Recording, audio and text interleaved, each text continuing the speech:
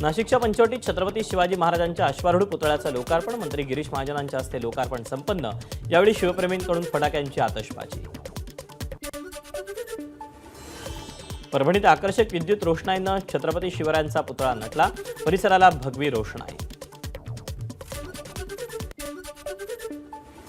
शिवजयंतीच्या पूर्वसंध्येला अजिंक्यतारा किल्ल्यावर मशाल महोत्सव साजरा। मशाल महोत्सव पाहण्यासाठी मोठ्या संख्येनं शिवभक्त अजिंक्यतारा किल्ल्यावर। वर्ध्यात छत्रपती शिवाजी महाराजांच्या जयंतीसाठी जय्यत तयारी। महाराजांच्या पुतळ्यामागे भव्य किल्ल्याचा देखावा साकारला।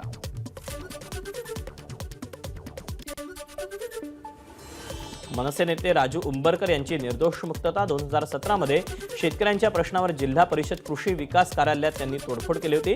राजू उंबरकरांसह 8 जणांवर गंभीर स्वरूपाचे गुन्हे दाखल झाले होते।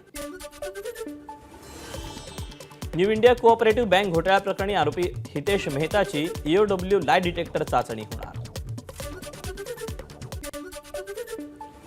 आप नेता सत्येंद्र जैन यांच्यावर मनी लॉन्ड्रिंगचा खटला चालणार। राष्ट्रपती द्रौपदी मुर्मू यांनी खटला चालवण्यास गृह मंत्रालयाला परवानगी दिली। विकिपीडियानं नाव बदलावं, $1 अब्ज देतो। विकिपीडिया नाव बदलून डिकिपीडिया करा। इलॉन मस्क यांची पुन्हा ऑफर। एबीपी माझा, उघडा डोळे बघा नीट।